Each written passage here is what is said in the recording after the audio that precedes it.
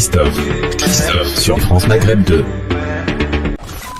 Le Grand Forum avec Christophe Roux sur France Maghreb 2.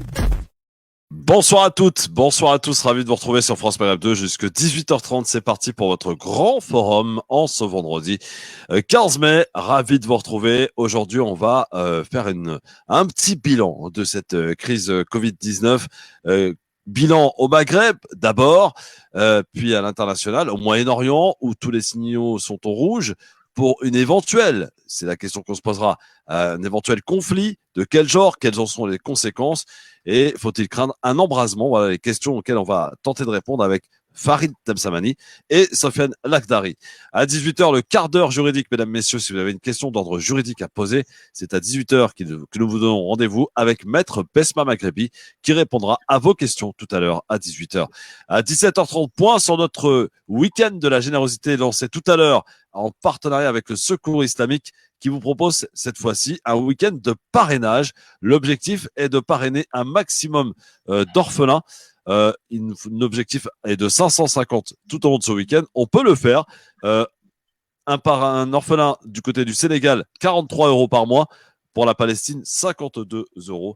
Vous pouvez le faire en appelant le 01 74 14 14 ou sur l'internet, sur leur site internet www.secours-islamique.org. Alors, bienvenue à tous. Ravi de vous retrouver. Et je suis ravi de retrouver Sofiane Lakhdari. Ça fait un petit moment qu'on ne l'avait pas vu. Comment ça va, mon Sofiane? Salam Christophe, salam à tout le monde. Bon, alors notre Farid Temsamani, il n'est encore pas arrivé. Ah, il nous habitue à arriver juste à l'heure. C'est normal. Alors, Philippe Boyaki, comment ça va, mon Philippe?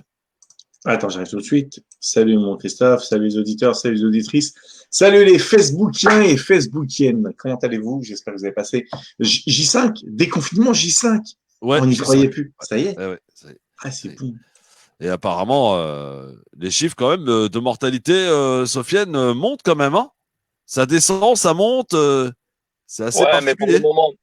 Mais pour le moment, on peut pas vraiment juger le déconfinement juste après une semaine, 10 jours. Voilà, c'est pas en rapport. Minimum 15 jours. Il y a beaucoup de personnes hospitalisées, beaucoup de gens qui sont en réanimation et sûrement c'est des gens qui meurent. Après, maintenant, il faut toujours relativiser. Hein. J'étais en train de voir certains chiffres sur le nombre de morts par le malaria. On est dans le monde à peu près à 350 000.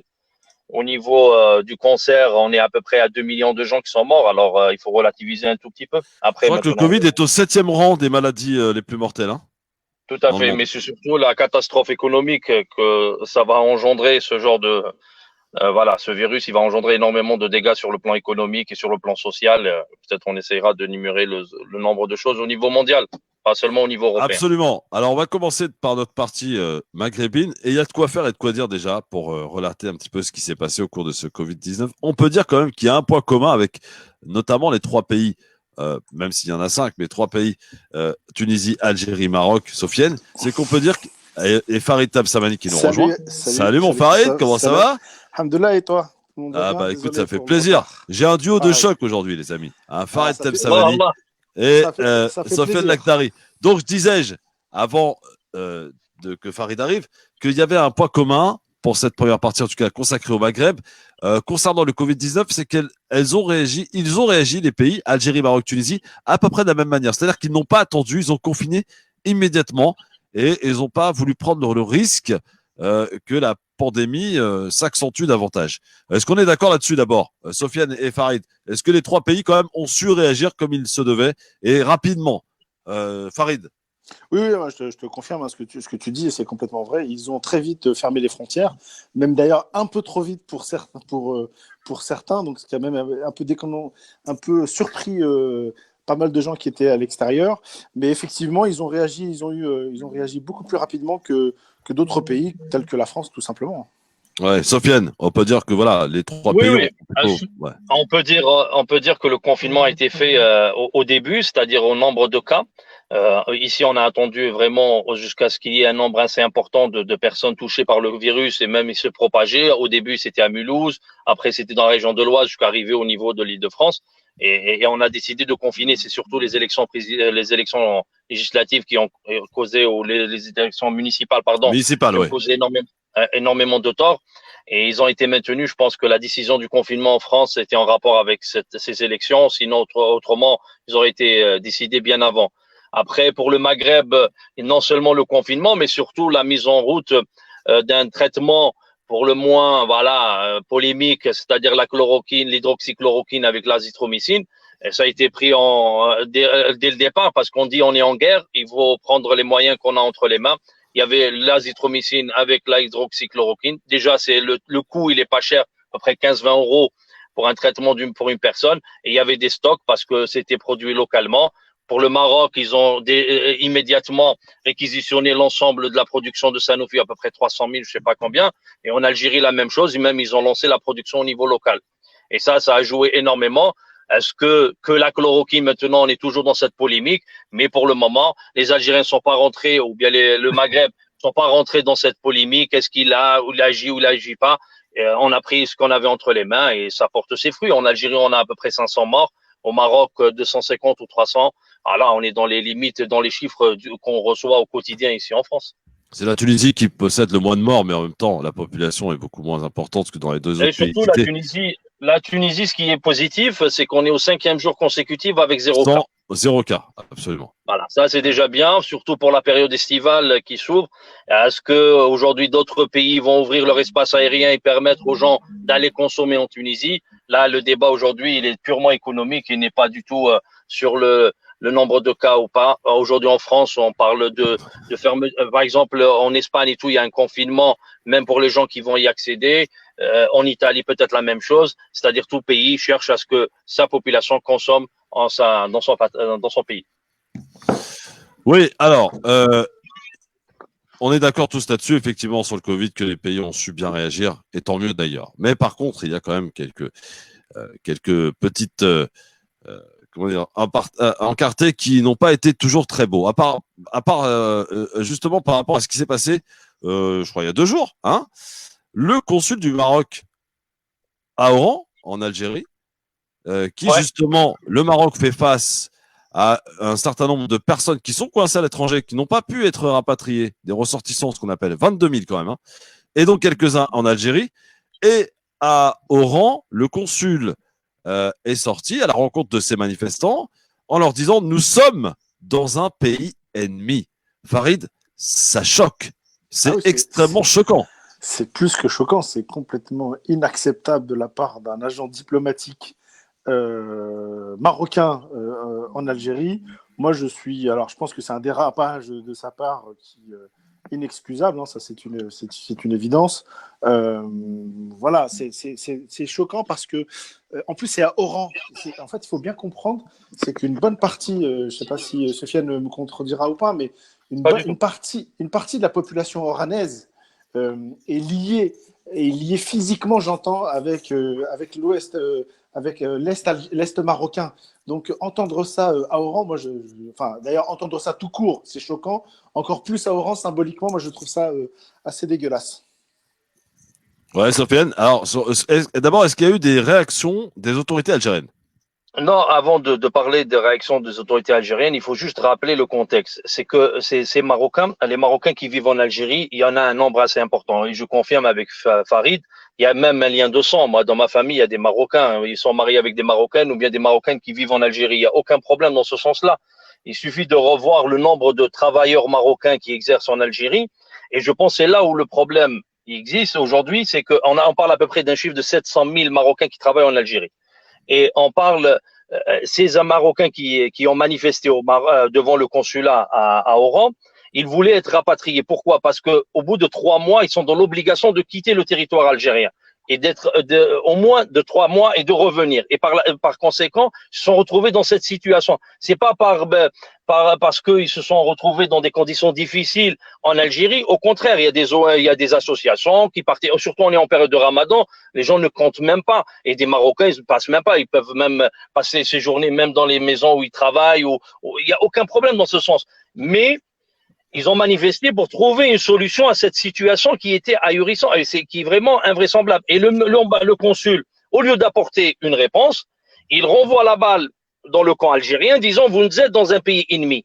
Diplomatiquement, en dehors même s'il le pense, diplomatiquement, c'est inconcevable. Et mais même Sofiane, après, pardon de te couper. Et là, c'est à Farid que je m'adresse. Il parlait tout à l'heure d'un comportement isolé, d'une sortie isolée. quand même, la diplomatie marocaine attaque régulièrement l'Algérie. C'est pas nouveau, Farid. La presse marocaine est très virulente envers l'Algérie. Oui, alors premièrement, j'ai jamais utilisé le terme de isolé. Non, mais tu as dit que c'était probablement que ça relevait d'une initiative personnelle et que voilà. À ma connaissance, en tout cas, ce n'est pas le ministère des Affaires étrangères marocain qui a exprimé ce terme d'ennemi. Mais pour répondre à ta question, et notamment sur le fait que traditionnellement, la diplomatie marocaine ou la presse marocaine, je mets la presse entre guillemets parce que la presse au Maroc est très liée au pouvoir, faut le dire très clairement. Il y a une presse indépendante, mais il faut la trouver. Il y en a au Maroc, il n'y en a pas. Faut pas se. Enfin, il y en a très peu. On va pas se mentir. C'est pas l'objet du débat, mais il y a des journalistes indépendants. Il n'y a pas forcément de presse indépendante. C'est ça la distinction qu'il faut bien mesurer. Sur le conflit, très clairement, c'est qu'effectivement, tu as complètement raison. Mais Christophe, alors du coup, à la décharge des Marocains, c'est dans les deux sens.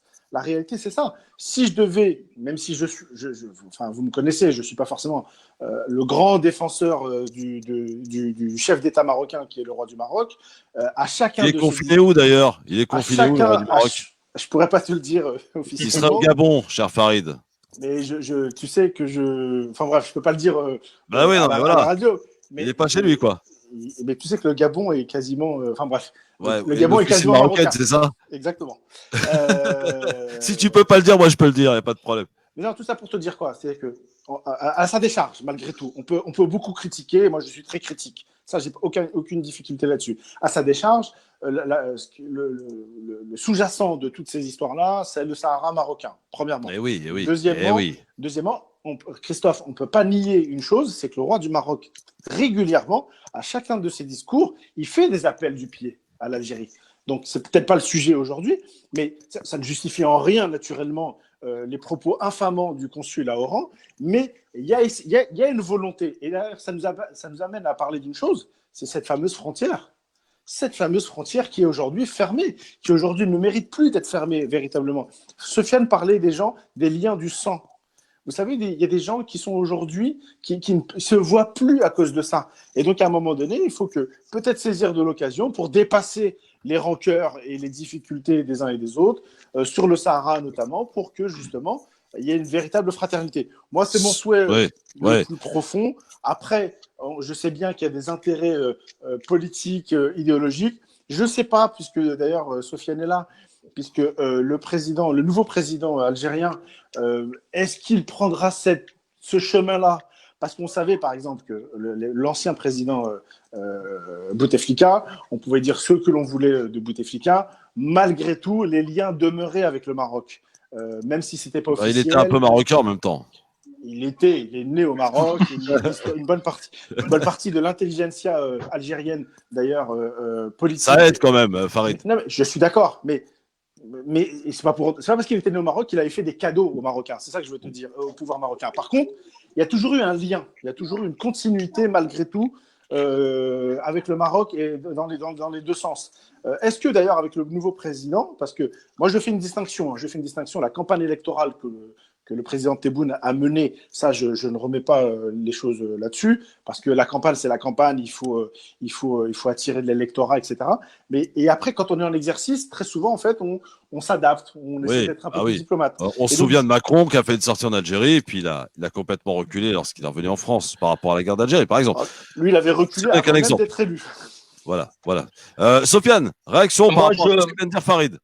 Ouais, je vais répondre, mais juste qu'on essaye, qu'on s'éparpille pas et on parle pas du Sahara occidental ou Sahara marocain, etc. On parle de cet incident-là, parce que beaucoup de gens essaient de justifier ce discours disant que oui, on est ennemi parce qu'ils financent le Sahara occidental. Pas Farid personnellement, mais les gens sur les réseaux sociaux essaient de justifier ces propos au lieu de les condamner et par conséquent de trouver une solution, de le chasser d'Algérie immédiatement. Ça, c'est inévitable aujourd'hui, même si les autorités marocaines ne le feront pas. Les Algériens ou les autorités algériennes vont le pousser à sortir et à partir d'Algérie parce que c'est une personne non grata. Maintenant, reste la modalité de ce départ à négocier avec le Maroc. Moi, j'ai vu l'intervention de ce consul avec la presse marocaine. Il a parlé d'une fabrication de l'audio. C'est-à-dire les images, elles étaient réelles, mais l'audio a été déformé par les services secrets algériens. C'est-à-dire, il nie même l'évidence que les propos ont été tenus de sa part. Ça, c'est déjà catastrophique. On est à 24 à 48 heures, on n'a pas vu de réaction des autorités marocaines. Moi, honnêtement, c'était pas un acte isolé, à mon sens. Hein. Je pense que c'est pas un acte isolé, c'est pas de l'amateurisme de ce consul de sortir face à 10, 20 personnes et voir 3 ou 4 personnes en train de filmer, parce que j'ai vu d'autres scènes prises par d'autres personnes et on voyait que le consul a bien vu la caméra, il a tenu ses propos. Est-ce que ça cache une certaine animosité voulue par les autorités marocaines afin de détourner l'attention du problème socio-économique que le monde entier va vivre inévitablement, et peut-être particulièrement le Maroc, dû à la perte de certains revenus, y compris au niveau touristique, y compris au niveau des pétromonarchies qui n'investissent plus, qui vivent même dans la misère aujourd'hui. Et on pourra parler peut-être de l'Arabie Saoudite en particulier. Oui. D'autres, l'Union européenne. On a vu l'aide de l'Union européenne, les crédits au niveau du FMI qui commencent à être négociés. On voit peut-être, est-ce que c'est une volonté, une énième volonté? C'est pas propre au Maroc, bien sûr. Non, mais peut-être. Sofiane, Oui, si je peux me permettre, Sofiane, en fait, je pense pas. En toute honnêteté, je ne nie pas qu'il y a un jeu diplomatique parfois du ministère des Affaires étrangères marocain. Ça, c'est une évidence dans tous les ministères des Affaires étrangères de tous les pays. Mais dire qu'en fait, c'est quelque chose, c'est la politique, ou en tout cas, c'est la volonté de tout un pays là-dessus, je parle même diplomatiquement, en toute honnêteté, je n'y crois pas. Je vais te dire, Sofiane, les diplomates marocains, en fait, ils sont sans cesse, comme les diplomates algériens, dans la retenue.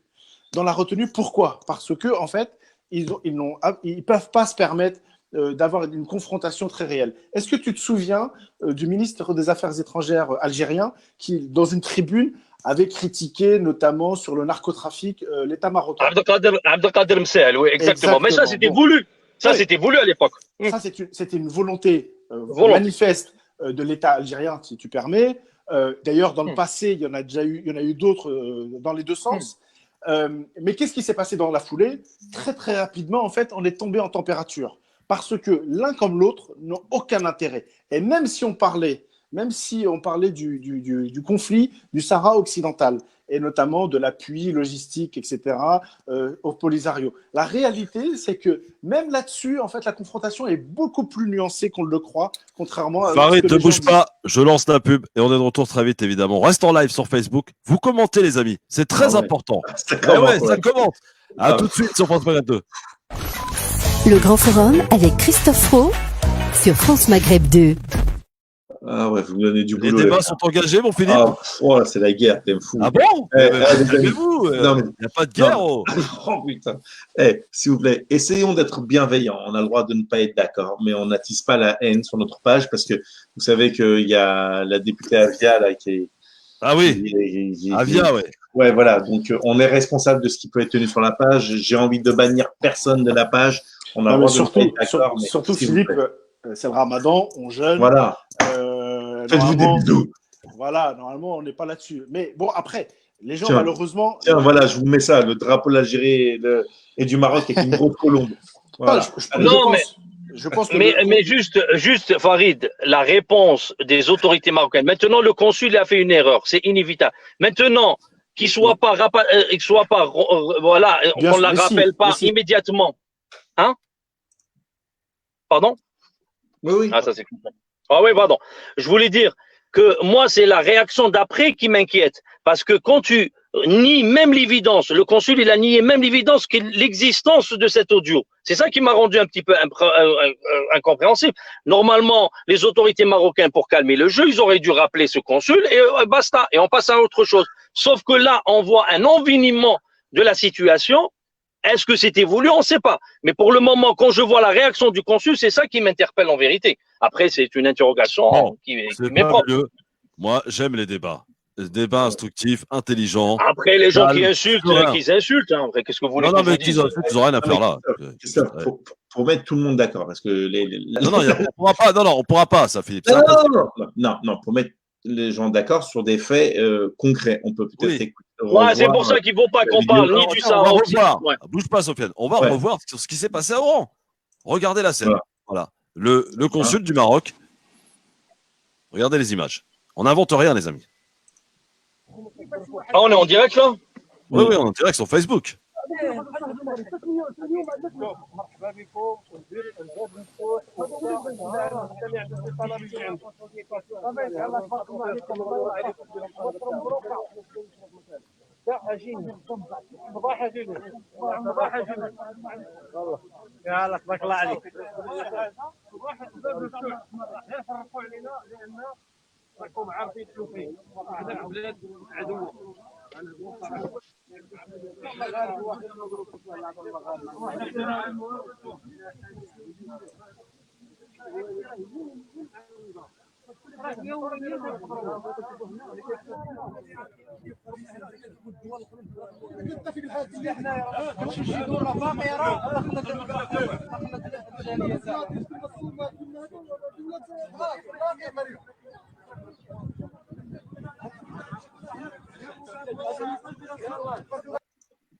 Voilà les images du consul du Maroc à Juste, Oran. Oui, Farid. ouais, je voulais répondre à Sofiane. Bien sûr que les autorités marocaines elles vont répondre. Tu l'imagines bien. Maintenant, il y a un problème, c'est qu'il y a un confinement. Ils vont le rapatrier. Ça, je peux te garantir qu'il ne restera pas consul très longtemps à Oran. Ça, c'est une évidence. Maintenant, ce qu'il dit, lui, est complètement choquant. Et même au Maroc, je pense, bon, je n'ai pas regardé les médias marocains, mais je pense que même au Maroc, ça va choquer. Après voilà, il faut pas se mentir. Il y a des intérêts ici ou là politiques pour camoufler, dans un sens comme dans un autre, probablement camoufler ce qui arrive. Et tu as complètement raison, Sofiane, sur la crise sociale très très forte. Moi, ce que je retiens, c'est qu'il existe beaucoup de Marocains qui vivent et qui travaillent en Algérie. Et il y a également énormément d'Algériens qui vivent et travaillent ou qui vivent tout court au Maroc. Voilà, nous, notre responsabilité… Sauf que Farid, malheureusement, avec cette crise, c'est ces gens-là les premiers qui vont payer le prix. C'est malheureux de le dire. Tu sais, je vais te dire, c'est pas à toi que je vais apprendre ça. Dans l'histoire contemporaine de l'Algérie, le nombre de Marocains qui ont été expulsés d'Algérie historiquement, on va pas refaire l'histoire ici. Suite à la guerre de 63. La guerre de 63. La guerre du sable. La guerre des sables notamment. Donc tout ça, en fait, tout ça, ça existe. Et tu l'as dit toi-même, il y a des liens de sang très importants. Maintenant, moi, j'essaye d'en faire quelque chose de positif. Ce consul-là n'a plus rien à faire, très clairement, à Oran. Ça, c'est une évidence. Je pense qu'il faut qu'il soit rapatrié le plus vite possible et qu'il soit même sanctionné. La réalité, il faut dire les choses telles qu'elles sont. Et après, mais Farid, oui. Excuse-moi. On va pas positiver, on va essayer de donner de parler des faits. Moi, personnellement, j'aimerais bien qu'il y ait des relations magnifiques, amicales, etc., fraternelles. Il n'y a aucun souci dans ce sens-là.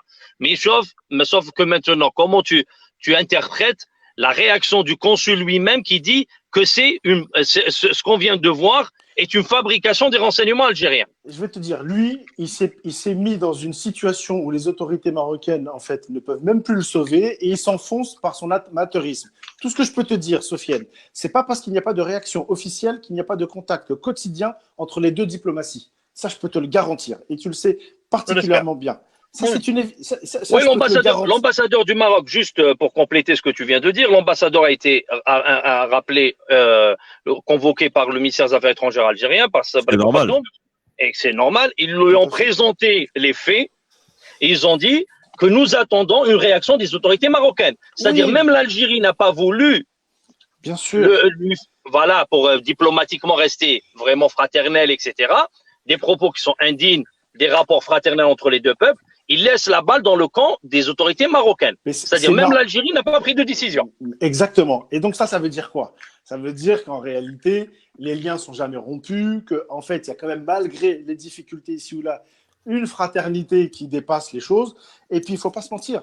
Comme tu l'as dit parfaitement, Sofiane, la crise sociale et économique que va toucher le Maghreb, si tu veux, il va y avoir un impact dans tous les pays. Et il n'y en a pas un qui va s'en sortir mieux que l'autre ou pas que ce soit. L'impact, il est pour tous. Quand l'Algérie ne va pas bien, le Maroc, il est touché. Et quand le Maroc, il ne va pas bien, l'Algérie, elle est touchée. Il ne faut pas se mentir. Après, bien sûr que l'émotion, la réaction… Ouais, je ne suis pas forcément d'accord avec toi, Farid, mais bon. Ah bon, pourquoi? Ouais, parce que j'ai l'impression que ce n'est pas les mêmes intérêts.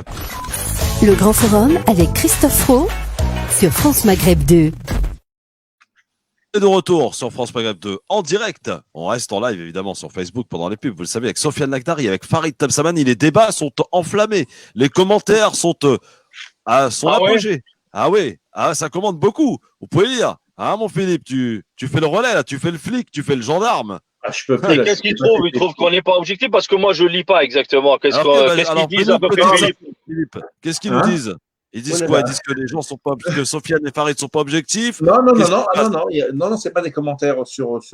Alors, il y a un petit peu, Christophe, est-ce que tu n'aurais pas un autre sujet? Parce que visiblement, tu montres pas assez d'affection pour le Maroc, donc va falloir que ça change tout ça, monsieur Frotte, s'il vous plaît.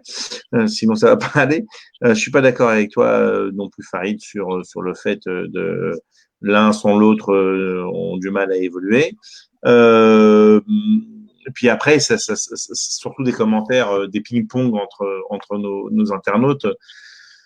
Voilà, il y en a, ça va être difficile. Moi, c'est pour ça sur la question algéro-marocaine qui est très complexe et qui est envenimeuse. Et on peut pas parler de manière manichéenne, un bon ou un mauvais d'un côté ou de l'autre. Chacun défend ses intérêts, deux camps qui sont complètement antagonistes. L'Algérie qui est dans une autre vision, le Maroc qui est dans notre vision complètement à l'opposé. C'est pour ça que moi, personnellement, je ne vois pas d'union du Maghreb prochainement parce que c'est deux visions complètement. Je te remercie, Sofiane. Parce que non, mais on va dire la vérité. À longueur d'année.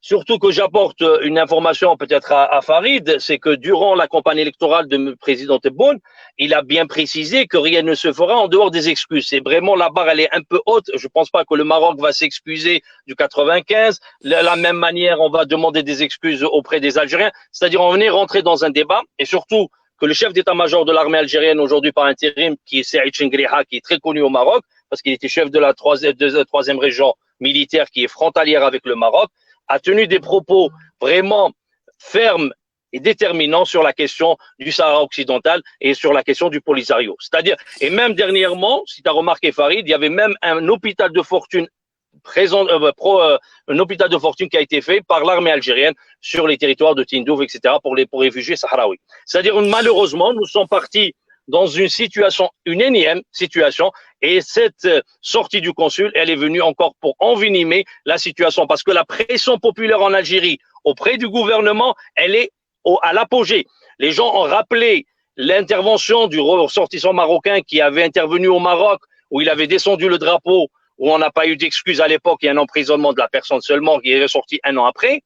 Et on a un autre incident à l'époque de Bouteflika, la nomination de l'ambassadeur du Maroc qui vient du parti de l'Istiqlal, qui est pour le Grand Maroc et la récupération de Tindouf et de Bachar. C'est-à-dire, nous sommes dans un cumul d'incidents que malheureusement aujourd'hui, le peuple algérien, je ne parle pas du conflit sur cet acte-là, de ce consul, j'espère le plus rapidement que ça soit étouffé par les autorités marocaines pour que ça s'envenime pas sur le plan. Ouais. On espère, Sofiane, que ça se referme très vite, évidemment, bien entendu. Je voudrais juste un mot avant qu'on accueille Dounia, qui sera avec nous dans un instant du Secours islamique pour relater ce qui va se passer ce week-end. Et avant que l'on prenne le cap pour la crise économique à l'échelle plus mondiale, on parlera aussi un peu de la Libye, puisque c'est important, mais de la situation de l'Arabie Saoudite, par exemple, qui est catastrophique. Elle est dans une panade totale, l'Arabie Saoudite aujourd'hui, à tel point qu'elle a coupé les allocations, qu'elle a augmenté les taxes et les impôts. Ce pays qui ne vit que sur la rente pétrolière aujourd'hui se voit dans l'obligation de trouver des solutions et ça va être compliqué, ça va être difficile. Et enfin, on se posera la question avec Farid et Sofiane, faut-il craindre un conflit mondial au vu de cette crise économique qui en découle de ce Covid-19? On se posera la question, notamment entre la Chine et les États-Unis. Je sais que votre avis diverge là-dessus, Farid et Sofiane. Alors, un petit mot, Sofiane, rapide sur l'Algérie, parce que je vois une espèce de campagne en ce moment de dire que la dictature est de retour en Algérie, que la liberté de la presse est menacée, à en croire tous ces journaux qui ferment en ce moment, avec El Manchar qui a annoncé fermer la porte et ne plus pouvoir faire son travail correctement dans ce pays où la démocratie n'est pas au rendez-vous. Qu'est-ce qui se passe réellement? J'aime beaucoup lire ça, sachant que tout le monde sait pourquoi. Évidemment, il y a beaucoup de presse qui ferme en Algérie et beaucoup font mine de fermer les yeux et de travestir plutôt la vérité. Non, le journal Le Manchar, il a apporté même une explication sur son compte Twitter. Il a dit que c'était pas une fermeture des autorités, c'était la peur qui l'animait. Après, est-ce que ça cache autre chose? Nous savons pertinemment que le ministre, M. Belhimer, a entamé une grande réforme au niveau de la liberté d'expression et au niveau de la presse en Algérie, parce que c'était l'anarchie totale. Il y avait des journaux qui n'étaient même pas accréditées. Il y a des chaînes de télévision qui sont pas accréditées. Je donne peut-être une information, beaucoup de chaînes de télévision privées vont fermer parce qu'ils n'ont même pas le droit d'exercer en Algérie. C'était l'anarchie totale. Aujourd'hui, il essaye de faire du ménage au niveau de cette grande institution qui s'appelle l'information. Aujourd'hui, au niveau de la presse, il y a des financements qui sont occultes, il veut faire rafale. Il y a un vide juridique, il veut apporter des clarifications sur les gens qui apportent des fake news, de la diffamation. Maintenant, si faire une réglementation au niveau de la presse, c'est de la dictature, eh ben bonjour pour la dictature. Qu'est-ce que vous voulez que je vous dise? Aujourd'hui, même au niveau de la presse internationale, il y a une réglementation. En Algérie, il n'y en avait pas. Aujourd'hui, ils sont en train de la mettre en place. Ça dérange certains. Certaines personnes avaient 3, 4 journaux, 5 journaux, faisaient un business. La situation du journaliste ordinaire algérien est dans une situation catastrophique. Ils sont vraiment sous-payés. Et c'est des gens qui ont fait un argent fou. Ils ont détourné énormément de fonds publics. Par exemple, la NEP, etc. Et beaucoup de ces personnes-là, ils ont des presses qui sont même pas à leur nom. C'est-à-dire, ils créent, ils louent une autorisation d'une personne, d'une tierce, et ils font une presse à leur nom. Bon, C'est un truc on a de bien fou. compris. C'est une loi et on voit que les choses changent en Algérie et que les mentalités Parce qu'en ont du vérité, mal à si suivre. vous voulez, le ministre Belhimer tente de concilier entre la liberté et la responsabilité journalistique. C'est en gros, Ouais. c'est ça. Bon. Je vous propose d'accueillir Dounia Hadou qui est avec nous et en direct sur France Période 2 dans le Grand Forum. Bonjour Dounia. Bonjour Christophe, bonjour tout le monde. Chargée Bonjour. de projet en communication au Secours islamique. Dounia, pour ce week-end, nous avons démarré depuis tout à l'heure ce week-end de la générosité pour parler de ce défi qui nous est offert, à savoir de parrainer 1000 orphelins. On en était quand on a commencé à 450, donc l'objectif est 550. On rappelle l'objectif de parrainer des enfants au Sénégal, mais aussi en Palestine, Dounia. Ouais, exactement. Donc Christophe, on est là avec vous donc tout ce week-end à partir donc de 15h jusqu'à dimanche soir pour vous parler d'un projet en fait qui nous tient énormément à cœur, c'est le parrainage d'orphelins. Donc là tout à l'heure, on était à 450, on a commencé à 0, donc depuis le début du Ramadan, on a eu énormément déjà de parrains et on les remercie chaleureusement. Et donc là, on a un autre objectif, on est à 461. Donc C'est bien. en 1h30, on a eu déjà 11 nouveaux parrains et marraines, donc on vous remercie. Alors, on rappelle évidemment, au-delà des bienfaits, quand on est croyant musulman, de parrainer un enfant, les Hassanettes, je vous explique même pas ce que vous allez prendre, on en parlera peut-être tout à l'heure avec Bajrafil qui nous expliquera ce que ça donne, mais je pense que là, pour le coup, c'est royal. Mais surtout, voilà, d'apporter 43 €, c'est vrai que c'est une somme, Dounia. 52 €, c'est une somme. Mais vous avez aussi la possibilité de pouvoir parrainer de manière collective. C'est ce que nous a expliqué tout à l'heure Ahmed. Oui, alors en fait, là, on a proposé en fait les parrainages individuels. Donc là, je pense que Monsieur Bajrafil tout à l'heure pourra exprimer de manière plus détaillée les intérêts et les bienfaits en fait de prendre en charge un orphelin. Mais prendre soin d'un orphelin, surtout là pendant le Ramadan, il nous reste plus que quelques jours. C'est vraiment, peut-être qu'on se dit que c'est un prélèvement qui va nous coûter, mais ça va tellement vous apporter. Moi, j'ai commencé à parrainer un orphelin. J'étais toute jeune. Je suis encore toute jeune, mais c'était vraiment. C'est vrai, ça se voit. Je me rappellerai toujours, j'étais à la mosquée, j'étais encore étudiante et l'imam nous disait celui qui prend en charge un orphelin aura une maison à côté de moi au paradis. Et quand j'ai entendu ça, je me suis dit non mais 42 € peut-être, c'est beaucoup peut-être, mais en fait t'es une gratteuse, Dounia. Toi, ce qui t'intéressait, c'était la maison. Bah bien sûr, moi je voulais une maison, moi je voulais une maison au paradis, donc. Là, vraiment, j'encourage vraiment toutes les personnes qui ont envie d'aller au paradis et qui ont envie d'avoir des bonnes actions pendant ce Ramadan. Les sadakas, elles sont vraiment tout ce qu'on peut faire, elles sont multipliées par 70. Donc, c'est un prélèvement. Vous pouvez, faire un prélèvement automatique qui peut commencer dès aujourd'hui et vous pouvez l'arrêter si vraiment vous avez des difficultés financières. Et comme a expliqué Christophe, si vous pouvez pas prendre un orphelin vous tout seul, vous pouvez avec les autres en fait faire un parrainage participatif. Donc en fait, vous aurez pas un orphelin à vous, mais vous allez financer plusieurs bourses de plusieurs orphelins. Et ça s'appelle une communauté d'orphelins. Donc là, l'avantage, c'est qu'en fait, vos bienfaits ils sont multipliés encore plus. Et ça, vous pouvez le faire à partir de 5 ou 10 € par mois. L'important vraiment, c'est que il y a des choses, il y a des sous tous les mois de votre compte qui sortent et qui vont vers le khir en fait. Alors pour ce faire, vous avez deux possibilités principalement. On vous affiche d'ailleurs les éléments à l'écran. Le téléphone d'abord qui fonctionnera tout au long du week-end, 01 60 14 14 14, 01 60 14 14 14 et le site internet. Vous pouvez donc parrainer, prendre un orphelin en charge sur le site internet www.secours-islamique.org. On compte sur vous, évidemment, tout au long de ce week-end. On a fait 11 nouveaux parrainages depuis 15 heures tout à l'heure. On peut faire mieux, on peut encore faire davantage. On compte sur vous. Voilà, il y a tout ce dont on parle, tous nos petits plaisirs du quotidien, mais on peut peut-être y faire, j'allais dire, abstraction, hein, en tout cas limiter ces derniers pour venir en aide à ceux qui en ont vraiment besoin. Et je peux vous garantir que les enfants de Sénégal ou de Palestine en ont réellement, vraiment besoin. Dounia, un dernier petit mot pour solliciter et donner envie, plus qu'envie, de participer à ce week-end de la générosité, Dounia.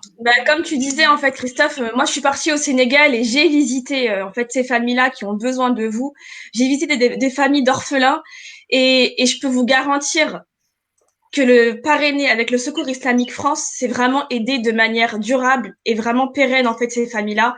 C'est vrai que 42 €, vous allez pouvoir vraiment les aider à pouvoir manger, à pouvoir avoir un cartable, à pouvoir aller à l'école, se vêtir. Moi, j'ai rencontré un petit garçon. Il était tellement content de me montrer son sac à dos parce que il s'est dit, voilà, à un moment donné, il n'était pas discriminé parce qu'il avait moins de sous que les autres. Il était un peu comme les autres. Et c'est grâce à cette petite bourse que vous allez leur apporter qu'ils vont pouvoir retrouver un peu de dignité. Donc voilà, on compte sur vous. N'hésitez pas à aller sur notre site internet. Vous allez recevoir très rapidement un dossier de présentation avec la photo de votre filleul. Et vous pourrez très régulièrement avoir des nouvelles de lui. Donc n'hésitez pas.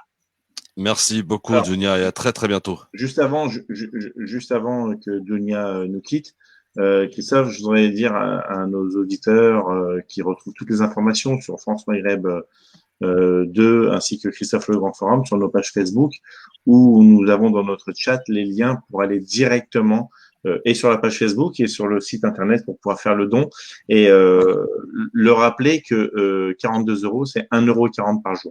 Pour un café, vous offrez le khair à un enfant. Donc, bien joué, il a fait le calcul. Bravo. Ah ouais, non mais attends, la maison est sérieuse. Non mais moi, elle m'a parlé d'un pavillon 8 pièces, donc là, je suis intéressé. Toi aussi, t'es un gratteur. Il n'y a que des gratteurs. Une cabane de jardin là au paradis, moi, avec tout ce que j'ai fait. Donc, si tu veux, moi, j'ai envie de pousser les murs quand même. Pour 1,40 €, tu peux avoir. Ah ouais. Dounia, merci beaucoup. J'ai été ravi de travailler avec toi pendant ces nombreuses années. J'espère te revoir très vite. À très bientôt, Dounia. Allez, au revoir. Merci, Dounia. Bon, Sofiane Lagdari, Farid Tabsamani. On va quitter le Maghreb dans un instant, mais je voudrais qu'on parle un peu de la situation au Libye, parce qu'elle est inquiétante, et bien qu'on n'en parle plus parce qu'on a une crise économique importante, on a une Covid-19 qui nous occupe, j'allais dire, au quotidien dans tous nos pays respectifs. Mais la Libye, que se passe-t-il? Est-ce que la confrontation perdure, Farid? Oui. La Libye, écoute, c'est assez, je vais utiliser un terme un peu vulgaire, hein, c'est assez bordélique, puisque finalement rien ne se passe comme prévu, comme toujours en Libye. Sofiane probablement en parlera mieux, mais entre comment on appelle ça, entre l'ONU qui n'arrive pas à nommer de successeur à Hassan Salamé dernièrement, entre finalement Haftar qui est en train de complètement perdre la main d'une certaine manière, notamment avec ses alliances. Oui, c'est assez délicat. C'est la Libye, d'une certaine manière. La difficulté, c'est que ça a un impact sur les voisins, et notamment la Tunisie. Donc, c'est assez compliqué. Concrètement, la Tunisie. Alors, est-ce que le rôle de Erdogan est toujours en jeu, Sofiane, en Libye? Non, maintenant, sur la Libye, c'est une confrontation entre deux axes, entre deux forces qui sont sous l'égide de l'OTAN, à savoir vous avez Erdogan, les frères musulmans avec qui soutient Sarraj, et vous avez de l'autre côté les Émirats, l'Arabie Saoudite et l'Égypte qui n'agissent pas en dehors des ordres américains. Ils ont pour rôle, en vérité, de diviser la Libye, qui était un projet initial. Il faut rappeler la carte qui a été publiée par le New York Times en 2014, où elle démembrait complètement la Libye en trois, entre la Cyrénaïque, à Benghazi, entre la Tripolitaine et entre la région du Fezzan qui est dans le sud. Et ça, c'est malheureusement, c'est une situation qui était connue depuis le début. Et aujourd'hui, il y a une volonté et un nouvel acteur qui est rentré en jeu depuis l'arrivée du président Tebboune en 2019, disant que la division de la Libye ne se fera pas et on essaiera par tous les moyens d'éviter cela. Et ça dérange. Et l'Algérie, il a même dit mieux, Sofiane. Il a dit que le processus en Libye sera obligé de passer par Alger. Ouais, il a dit clairement que la situation ne se fera pas sans nous. Et il faut savoir que l'Algérie, si elle tient ce discours, c'est qu'elle a des forces derrière, à savoir la Russie et la Chine. La Russie, elle s'est fait avoir avec le départ de Kadhafi, l'assassinat et l'implosion de la Libye, parce qu'elle n'a pas apporté son soutien à l'époque et elle a apporté son soutien à la Syrie, à Bachar el-Assad. Et beaucoup de gens lui ont voulu à Poutine de laisser Kadhafi, mais il a rendu la responsabilité à Kadhafi par ses alliances et surtout ses conseils qui ont été faits à l'époque par Tony Blair et compagnie. Et là, aujourd'hui, la Libye, elle paye le prix de plusieurs années. Et en vérité, c'est devenu un terrain de confrontation entre les différentes forces qui sont sous l'égide de l'OTAN. Maintenant, je voulais réagir. Je voulais poser une question à Sofiane, notamment parce qu'il évoque l'Algérie et notamment la diplomatie algérienne dans son ensemble, notamment sur le cas libyen. Dans le projet de nouvelle constitution, Sofiane, du président Tebboune, est-ce que tu peux nous parler de ce qui va notamment changer fondamentalement dans la logique même de la diplomatie algérienne? Là, pour le moment, pour la Constitution, c'est une mouture. C'est-à-dire, c'est un projet de Constitution, rien n'est fait. C'est un débat qui est à l'intérieur et qui a vraiment le mérite qu'il soit posé parce que beaucoup de gens disent que l'Algérie devrait intervenir à l'étranger, mais avec des conditions. Et d'autres même, et là, même sur la mouture au niveau de la Constitution, je pense pas qu'elle va passer parce qu'elle va mettre l'armée algérienne sous l'égide de l'ONU. C'est-à-dire, je pense que celui qui a proposé cette loi dans la Constitution, de l'inclure dans la Constitution, il a essayé d'élargir le maximum. Et c'est un débat au niveau interne. Moi, à titre personnel, je suis pour une intervention limitée dans le temps, limitée au niveau militaire, parce que rester dans la défensive alors qu'on sait pertinemment qu'il y a des terroristes qui ont été envoyés par la Turquie qui sont dans la région libyenne. Aujourd'hui même, on a des vidéos et des arrestations de certains terroristes. On parle de 8000, entre 8000 et 23 000. Aujourd'hui, est-ce qu'on reste dans la défensive en attendant qu'ils s'infiltrent et ils nous fassent la même chose qu'ils ont fait à Tiginturin, à Inamenas en 2012 ou en 2013? Ou bien on doit intervenir à l'intérieur de certains territoires en accord avec ces autorités et faire le travail, que ce soit en Libye ou en Mali? C'est un débat qui est ouvert en Algérie, mais rien n'est officiel. Il faut qu'on avance, les amis. Il faut qu'on avance. Parce qu'on a passé quand même 3 quarts d'heure. On apporte aussi l'information absolue, Christophe. Vous avez d'accord, mais j'ai bien compris, Sofiane. Mais voilà, il y a quand même d'autres sujets aussi très importants, et notamment ce qui en découle de cette crise économique mondiale. Mais juste, Christophe, juste le diplomate où les États-Unis ont mis le veto, c'est sur l'ancien ministre des Affaires étrangères algérien, Ramtan Lamamra. Oui, absolument. D'ailleurs, bon, tu me permets un petit pic, Farid, mais gentil, hein, c'est une petite pichenette. Sur la Libye, le Maroc, là aussi, a encore perdu. Il avait quand même pris le devant sur la Libye. On se souvient qu'il avait organisé comment ils s'appellent, les accords de... Rappelez-moi. Sreerat. Voilà. Et où est le Maroc pour la Libye aujourd'hui? Absent. Je comprends pas pourquoi tu me poses la question à moi, en fait. Mais non, mais je te pose la question à toi. Non, mais juste... Ouais, Christophe, tu peux la poser, juste pose la question à Philippe. Philippe. Non, il y a un autre acteur qui est rentré en jeu dans le conflit syrien. Oui, vas-y, Sofiane. Ouais, il y a un nouvel acteur qui est rentré en jeu au niveau de la question libyenne, c'est la Syrie. Il faut rappeler que Haftar a ouvert une ambassade ou une ambassade en Syrie. C'est-à-dire, il y a une reconnaissance. C'est-à-dire, est-ce que Erdogan va accepter qu'il soit entraîné dans une guerre, c'est-à-dire, il y a une coalition de certains pays arabes contre Erdogan en Libye. Est-ce que ça sera un nouveau terrain? L'Algérie ne le souhaite pas. Elle veut régler un problème au niveau diplomatique. Mais beaucoup de gens ont des comptes à rendre avec Erdogan et ils veulent le faire en territoire libyen, malheureusement. Crise économique mondiale, les amis. est-ce que ce qui découle de ce qui s'est passé au travers de la planète quand même, de Covid-19, qui a confiné quasiment les trois quarts de la planète, et en découle donc une grave crise économique qui pourrait avoir des conséquences terribles. Et notamment, je sais que là, vous n'allez pas être d'accord, Sofiane et Farid, et on va pouvoir en discuter, sur les conséquences de tout cela. Beaucoup craignent, ils sont, comme Sofiane, à craindre une confrontation entre les États-Unis d'Amérique et la Chine, qui s'accusent mutuellement, vous le savez, de la propagation du Covid-19. Farid, tu es un peu plus mesuré, il me semble, pour en avoir discuté il y a quelques instants, et tu n'y crois pas, toi, à cette confrontation. Réponse dans un instant, juste après la pub sur France Maghreb 2. Restez avec nous, c'est le grand forum avec Farid Tabsamani, Sofiane Nakdari. Je suis ravi de les avoir, ces deux-là. C'est nos spécialistes à nous, et croyez-moi, on n'a rien à envier à BFM TV. À tout de suite. Le grand forum avec Christophe Roux sur France Maghreb 2. Bon, est-ce que mon Philippe, les commentaires sont tout aussi, importants depuis tout à l'heure? Ah, je galère. Pour être complètement honnête, on est honnête dans le LGF. Je m'excuse pour toutes celles et tous ceux qui vont être français. J'ai dû supprimer pas mal de commentaires virulents. Comme je vous l'ai dit, on risque d'être tenu pour responsable lorsqu'il y a des choses qui… Attends, il y a quelqu'un… Voilà.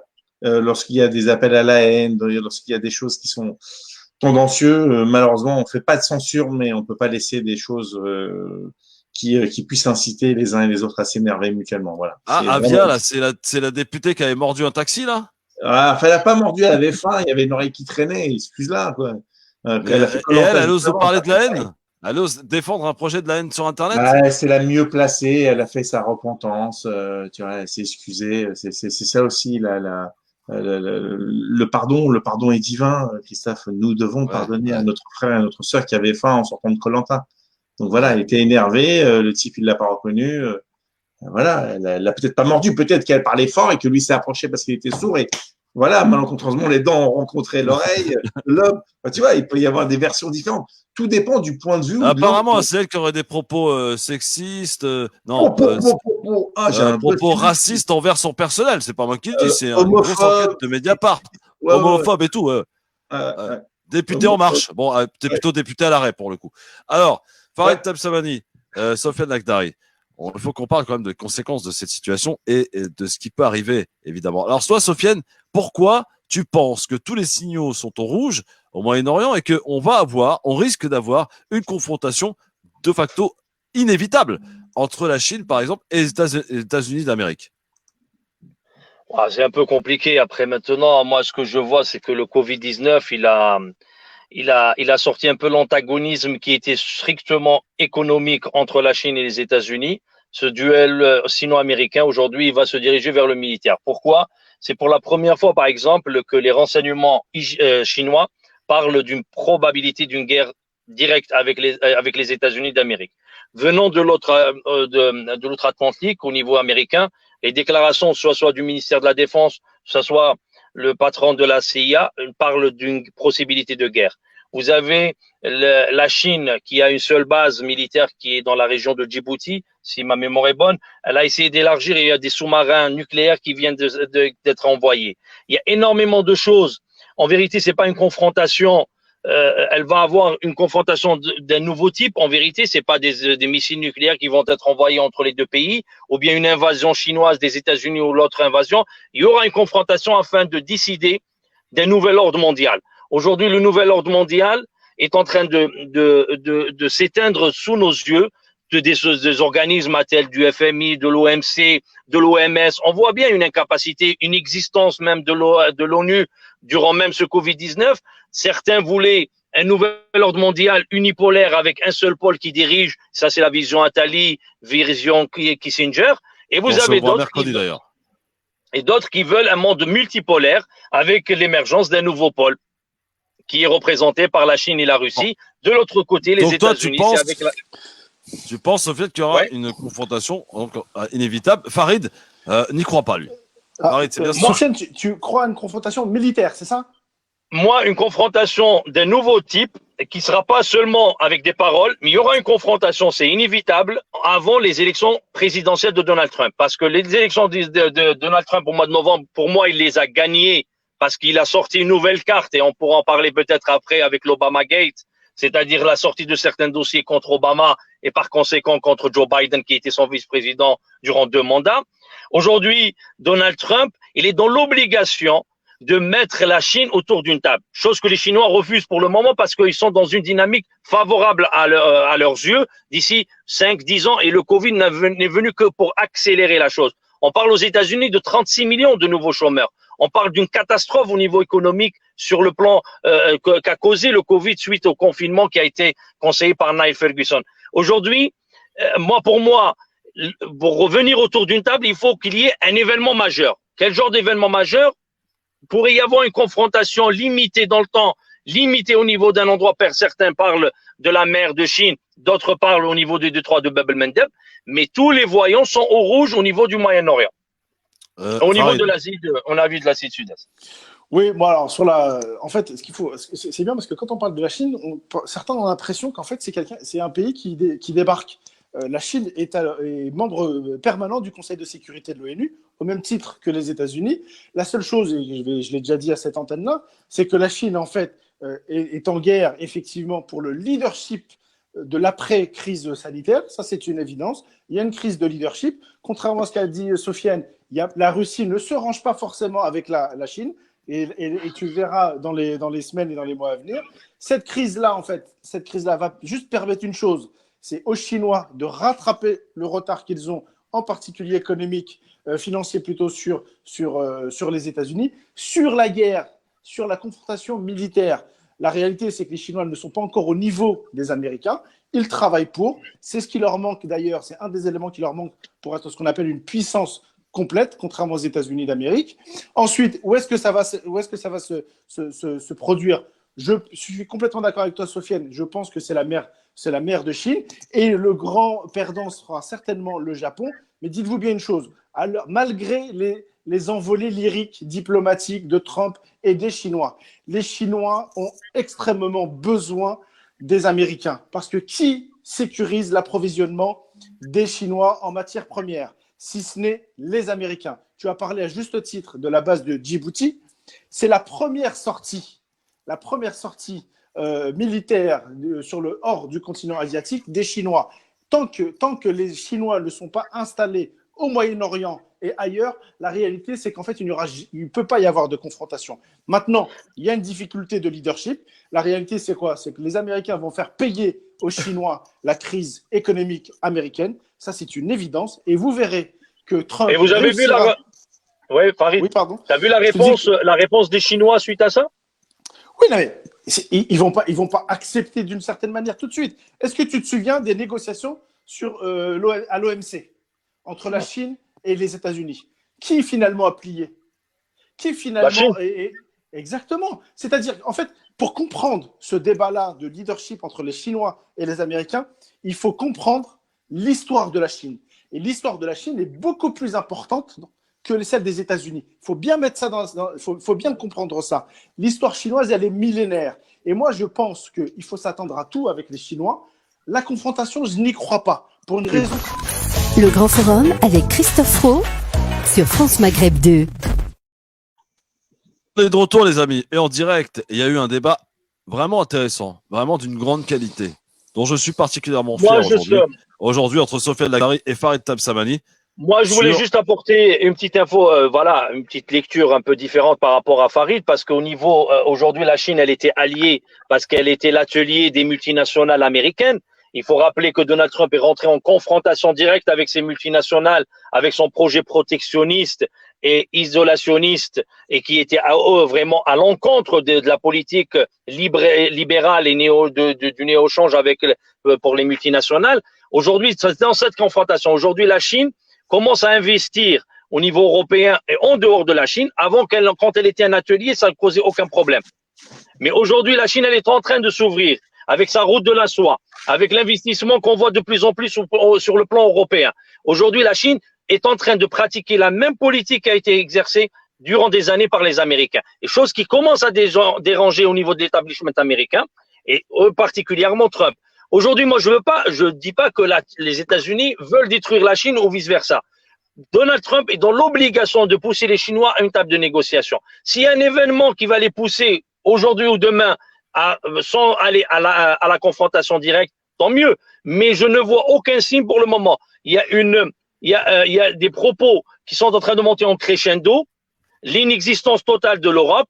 Et pour la Russie, cher Farid, la Russie a fait, ça c'était la politique de Zibiu Brzezinski qui a conseillé en 2016 de rompre cette alliance entre la Russie et la Chine, mais ils n'ont pas réussi. La Russie vient de faire une manœuvre militaire de grande importance avec la Chine, l'une des plus grandes l'année dernière. Moi, à mon sens, l'axe russo-chinois avec le camp de Shanghai qui est en train de se mettre en place face au camp américano-britannique et américano-européen, parce que l'Europe, c'est le plus grand perdant. Et je pense, à mon sens, que la sortie de la Grande-Bretagne et le Brexit, qui a été initié par les gens de la City, par les Nigel Farage et compagnie qui travaillent dans la City auparavant avec Theresa May, et ces gens-là, le Brexit n'est venu que pour accentuer cette alliance américano-britannique pour redessiner la nouvelle carte du monde, à mon sens. Farid, réponse avant qu'on parle un peu et qu'on s'intéresse au sort de l'Arabie Saoudite pour terminer. Et je vous poserai peut-être une question. Je crois que les relations ne sont pas très bonnes en ce moment entre la France et la Chine. Hein. On en parlera. Farid. Il est où, Farid? Farid Tabsamani. Dès qu'on a parlé de guerre, il est parti. Il est parti à Pékin? Ah, t'es là, mon Farid. Vous m'entendez? Oui, là, on t'entend. Non, Sofiane, tu as en partie raison sur un certain nombre de points. Il y a deux éléments qu'il faut bien préciser.